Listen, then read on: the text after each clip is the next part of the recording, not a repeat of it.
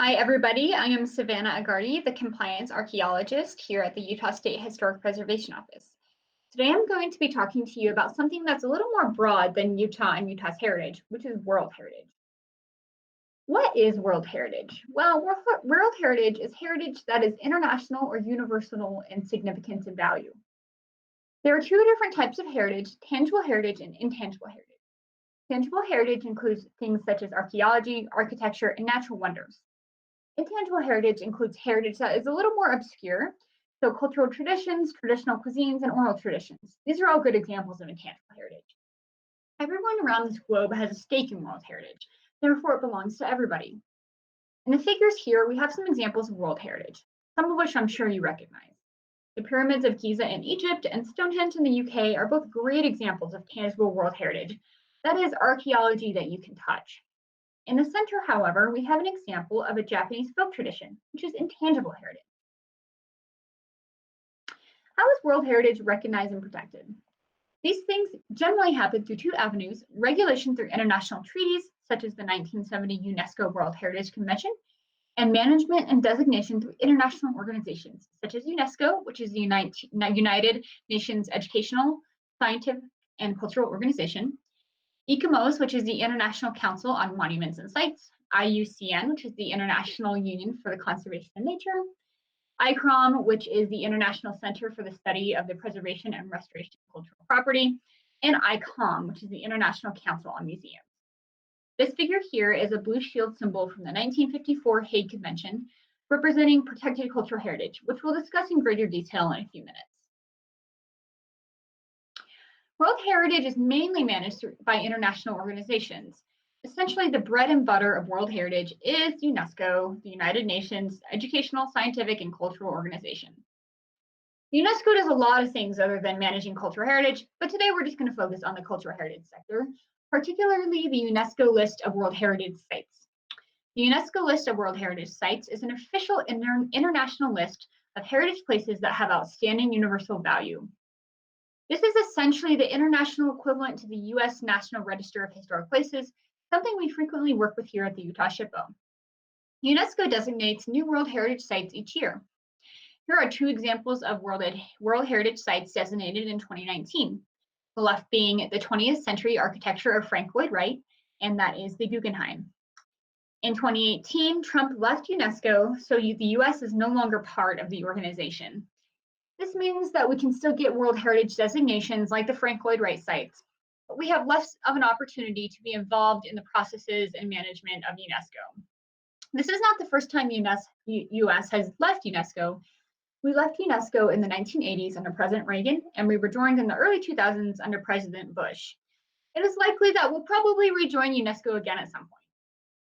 Even as a non-member of UNESCO, the U.S. National Park Service serves as the U.S.'s main liaison to the international organization.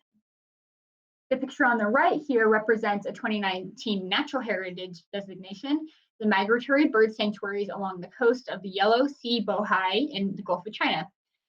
It is important to recognize that heritage is not just cultural, it also includes natural heritage, such as this bird sanctuary in China or Yellowstone National Park in the U.S. ICMOS is another international heritage organization. It's a non-governmental organization that is dedicated to the conservation and protection of cultural heritage sites and monuments around the world. ICMOS also serves as an advisory body to the World Heritage Committee, as well as evaluating UNESCO World Heritage Site nominations, particularly analyzing their outstanding universal value. ICMOS has a US branch, which is located in Washington, D.C.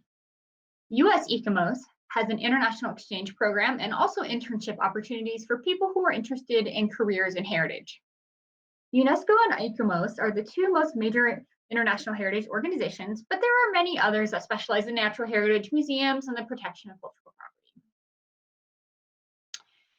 Apart from World Heritage organizations, World Heritage is regulated through international conventions or treaties. International conventions are international treaties in and of themselves, which basically means that they're a form of international law. These conventions were all led by UNESCO and are sometimes referred to as UNESCO conventions. Here are some of the most pertinent international conventions related to World Heritage, such as the 1954 Hague Convention on the Protection of Cultural Property in the event of armed conflict. which is conducted in response to the horrific damage to cultural heritage that occurred in World War I.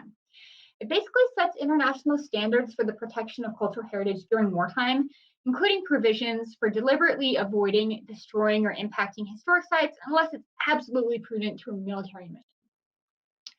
Here on the right is a blue shield symbol, which is an international symbol from the convention that marks historic sites that are protected under this treaty.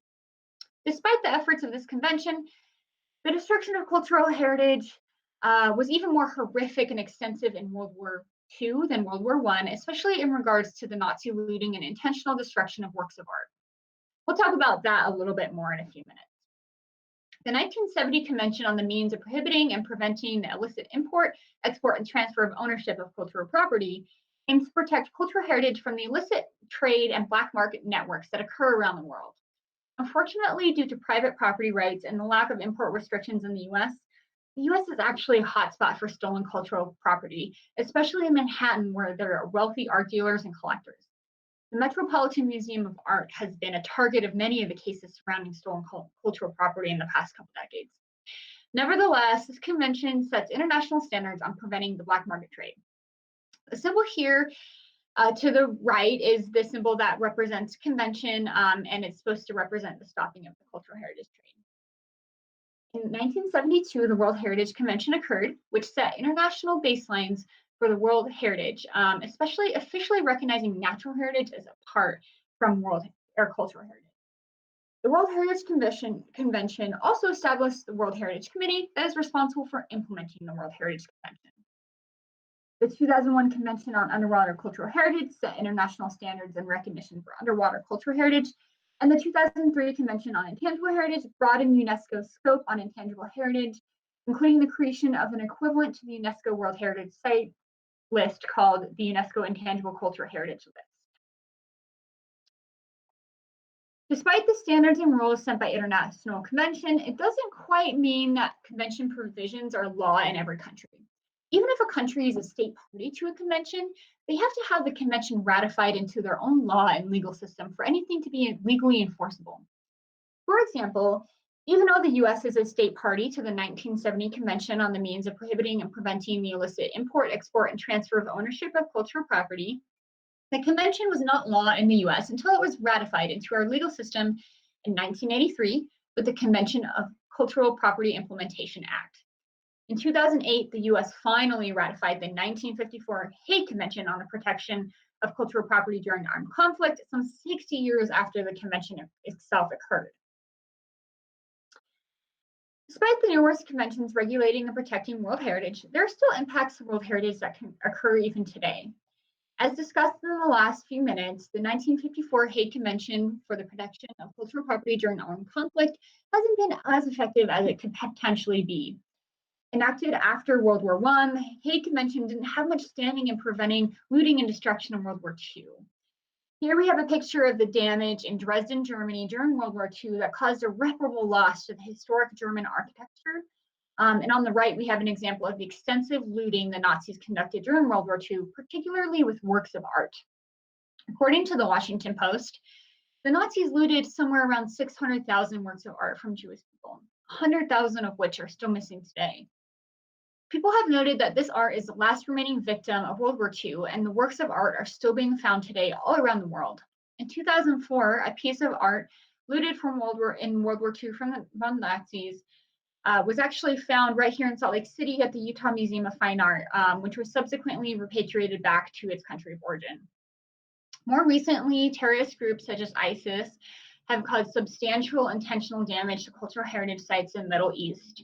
On the left is a picture depicting the intentional destruction of Timbuktu, a World Heritage Site in Mali, which we'll talk about more in depth in a minute. And on the right is a before and after picture of the Baiman Buddhas in Afghanistan, which were blown up by ISIS in 2015. Here's a short video clip of ISIS destroying a heritage site. Apologies if this is a little harsh or depressing, however, it is the reality of the world and a good example of the types of threats that cultural heritage faces. Islamic State extremists have again taken to the internet in a show of force in Iraq. A new militant video purportedly from the group shows members destroying a historic archaeological site, the ancient city of Hatra, about 70 miles southwest of Mosul. The footage, released overnight Friday, shows militants using picks and sledgehammers to chop away at sculptures. One fires a rifle at the ancient relics. The Islamic State group holds a third of Iraq and neighboring Syria. The videos released comes just after the Iraqi government claimed victory over the Islamic State group in the city of Tikrit. Ed Donahue, The Associated Press. There is a small glimmer of hope in relation to this type of destruction, however. Ahmed al-Faqih al-Mahdi, who led a local ISIS sect in North Africa, was responsible for the intentional destruction of Timbuktu, a World Heritage Site in Mali. He was tried in an international criminal court for war crimes against cultural heritage, so basically breaking the 1954 Hague Convention. In 2017, he was found guilty on all war crime counts and sentenced to 9 years in prison. Other threats to cultural heritage include climate change. Here we have a picture of the 2019 destructive wildfires in the Amazon, the location of several natural World Heritage sites. On the right is an example of sea level rise and flooding in the city of Venice, which is also a World Heritage Site that occurred in 2019. Switching to a more local lens, there's also threats to Utah's cultural heritage, including vandalism and looting. Here we have an example of vandalism to a rock imagery site and the illegal looting of a buried archaeological site in Utah. Utah is also home to the largest looted archaeological collection in the country. Therefore, Utah's heritage is also distinctly under threat, along with World Heritage. These threats and impacts to cultural heritage, despite protections at the international, national, and local levels, really show the importance of preservation and conservation of heritage. If you want to get involved with protecting heritage in Utah's past, you can become a part of the Utah Public Archaeology Network, which is housed right here at the Utah SHPO, and visit the Respect to Protect campaign's website, which is an educational campaign that is led by Tread Lightly and the Bureau of Land Management. By getting involved at the local level, you can help protect heritage sites not only in Utah, but around the world, so heritage is preserved for both us and for future generations. That is all I have for you today. Make sure you tune into the next virtual education and self-isolation Facebook event, which will be next Tuesday at noon. Thanks, everybody.